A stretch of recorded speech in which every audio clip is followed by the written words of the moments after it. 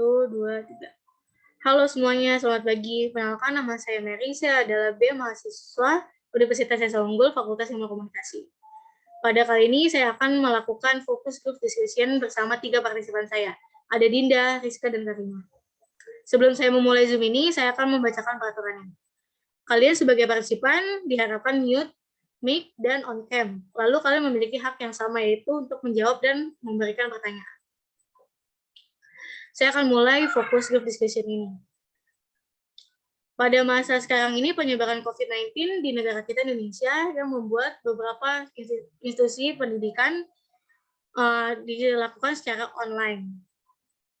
Pada semester depan, kampus kita akan menjalankan perkuliahan secara hybrid, yaitu melakukan secara online dan offline. Ketentuan tersebut telah disetujui oleh pihak kampus dan pemerintah setempat. Namun ketika kita melakukan perkuliahan secara offline, ada ketentuan baru, yaitu melakukan swab di setiap pertemuannya. Nah, untuk ketentuan tersebut, saya akan menanyakan 10 pertanyaan. Pertanyaan pertama yaitu, apakah kalian setuju dengan adanya ketentuan baru yang telah ditetapkan oleh pihak kampus?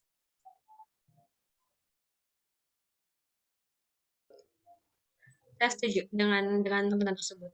Karena sudah terlalu lama online juga, jadi harus ada offline-nya juga. Untuk partisipan yang lain? Sama sih, setuju dengan pendapat yang Rizka katakan, karena kan udah lama banget nih online gitu kan. Berkata pengen lah ketemu sama teman-teman gitu.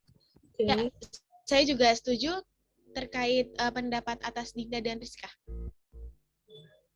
Jadi untuk kuliah offline kalian semua setuju lah ya. Oke, saya lanjut ke pertanyaan kedua, yaitu bagaimana kalian menjalankan perkuliahan online selama ini?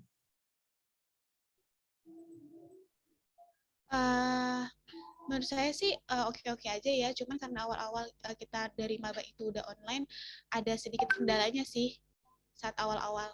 Itu aja sih, selebihnya udah bisa beradaptasi. Baik. Ya sih benar, emang awal-awal ada kendala terlebih untuk komunikasi dengan teman-teman, dengan dosen juga yang dari sana sini untuk menghubungi siapa. Tapi perlahan-lahan sih udah cukup bisa membaca lingkungannya gitu ya. Jadi udah lumayan bisa beradaptasi sih gitu. Oke. Setuju sih sama pendapat Karima sama Rizka gitu. Udah mulai enjoy lah gitu, pas ketika udah enjoy, udah nyaman, malah tiba-tiba offline nih gitu. Oke. Untuk pertanyaan selanjutnya, jika perkuliahan akan diadakan secara offline, apakah kalian setuju untuk melakukan perkuliahan secara offline tersebut? Setuju sih, karena kan yang tadi ya udah lama online gitu, udah lama online juga gitu. Emang sih di satu sisi nyaman sama online, cuman ya butuh lah menghirup udara gitu, ibarat kita keluar rumah gitu, ketemu sama teman-teman di kampus gitu, bukan melalui virtual kayak gini kan. Ya. Oke. Kita juga materinya kalau ada yang kurang paham atau segala macam bisa langsung ketemu dengan dosennya langsung, bertanya dengan langsung, diskusi lebih enak tanpa ada halangan jaringan internetnya down atau segala macam gitu. Nah, saya setuju. Ketika kita sudah melakukan pembelajaran secara offline, gimana sih cara kalian mengatur waktu, apalagi kalian sebagai mahasiswa dari kelas karyawan untuk mengatur waktu ketika kalian melakukan pembelajaran secara offline? Kalau saya sih dari mengutamakan prioritas dulu ya, apa yang harus saya lakukan. Misalkan pertama ya emang harus kuliah, saya akan mengatur waktu untuk kuliah lebih dulu. Lalu jika emang harus pulang, emang harus bekerja kelompok ya saya kelompok dulu. Jadi mengutamakan mengatur waktu prioritasnya gitu, prioritaskan dulu sih waktu-waktu emang untuk kuliah gitu. Oke. Kita lanjut ya ke pertanyaan selanjutnya. Apakah perkuliahan secara online sejauh ini menambah wawasan kalian sebagai mahasiswa? Menurut saya sejauh ini belum terlalu banyak ya menambah wawasannya, karena kita juga harus belajar sendiri, mencari tahu sendiri, dan kita tidak tahu apakah apa yang kita cari tahu itu benar, seperti itu. Terus saya berlawanan dengan Karim. Saya itu hal itu yang menambah wawasan kita menjadi tahu gitu hal-hal yang seperti dari jurnal-jurnal yang diberikan kita mencari informasi yang benar-benar akurat gitu yang valid jadi kita menjadi tambah menambah wawasan yang memang belum tentu benar tapi kita menjadi tahu oh ada hal-hal lain yang gitu yang kita bisa tahu sendiri seperti itu sih. Setuju sih sama pendapat Rizka kan, jadi kita lebih mencari tahu, lebih ingin membaca dan mencari tahu aja sih tentang jurnal-jurnal yang belum kita ketahui gitu. Karena kan rasa penasarannya tinggi banget gitu kan. Nah, pertanyaan selanjutnya, ketika kita sudah mulai melakukan pembelajaran secara offline, kalian sebagai mahasiswa menginginkan kapasitasnya per kelas berapa persen?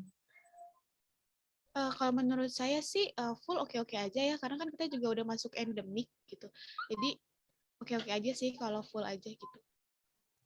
Kalau saya sih bertentangan dengan kalimat kembali bahwa tidak harus masih dalam endemik sehingga tidak harus full, mungkin 70% atau 70%, jadi tidak harus full semuanya karena juga mungkin akan membahayakan jika terpapar terlalu ramai. Kalau terlalu ramai akan terpapar gitu.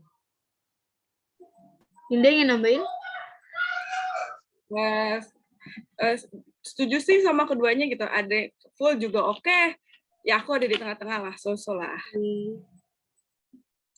Untuk perkuliahan hybrid yang akan dilaksanakan secara online dan offline ini, kalian menyetujui jika kampus melakukan perkuliahan, kalian lebih menyetujui jika kampus yang memilih kalian untuk full mahasiswa masuk ke kampus ya, atau kalian sebagai mahasiswa untuk milih mau online atau offline?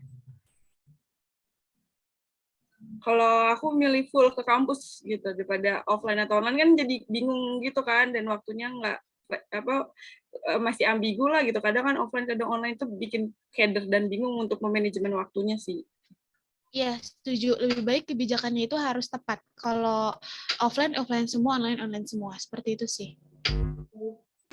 Iya sih, jadi lebih baik kampus. Jadi kalau mahasiswa yang nentuin kan takutnya sesuka hati mahasiswa, jadi lebih baik kampus yang nentuin, yang memastikan jadwal-jadwalnya sih. Oke, nah pertanyaan selanjutnya, ketentuan swab yang ditetapkan oleh pihak kampus apakah memberatkan kalian sebagai mahasiswa?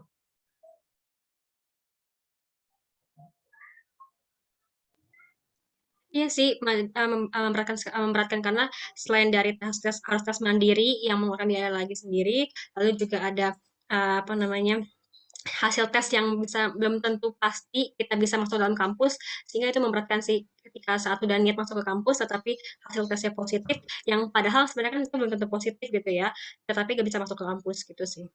Oke. Ketika kita sebagai mahasiswa sudah mulai melakukan perkuliahan secara offline, fasilitas apa saja sih yang kalian inginkan ada di kampus ketika kalian sudah melakukan pembelajaran yang baru ini offline datang ke kampus? Fasilitas seperti apa yang kalian inginkan? Ya, kalau saya fasilitas kesehatan sih yang lebih utama. Gitu. Kalau saya yang harus ditingkatkan, harus dipersiapkan. Selain itu juga ruangan yang steril ya, karena kan biar lebih ngerasa aman aja kita gitu berada di satu ruangan gitu. Karena belajarnya berada di dalam ruangan. Dan tambahan sih fasilitas outdoor, kelas outdoor itu harus ada. Untuk pertanyaan selanjutnya, pertanyaan terakhir nih. Hal apa yang memberatkan kalian untuk berkuliah secara offline? Kalau jujur sih aku nggak ada ya, yang hal yang diberatin tuh kagak ada, bener nggak ada. Bisa langsung bisa beradaptasi kayaknya. Kalau saya sih mungkin dari aturan yang untuk masuk ke kampus itu ya, yang sedikit membuat menjadi beban gitu, bukan halangan gitu, hambatan untuk kayak harus swab dulu, harus tes segala negatif segala macam, itu sih yang harus itu, yang jadi mau masuk tapi jadi kenapa harus tahan-tahan gitu, harus ada halangannya dulu gitu. Oke.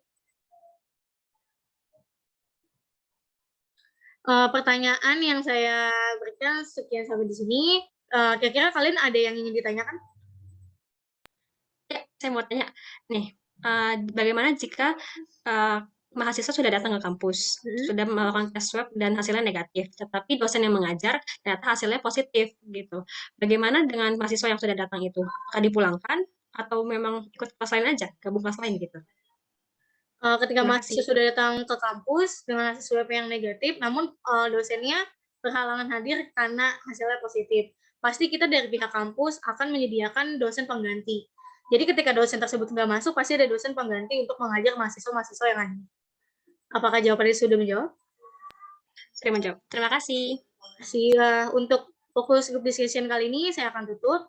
Jadi kesimpulannya, kalian setuju untuk pembelajaran offline datang ke kampus, namun dengan kapasitas yang 50-50, lalu fasilitas yang memadai, dan yang memberatkan sebenarnya adalah untuk swab ya. nanti saya akan tindak lanjutin kepada manajemen kampus, dan nanti kita akan bertemu di minggu depan untuk membahas tentang masalah ini. Terima kasih teman-teman. Terima kasih.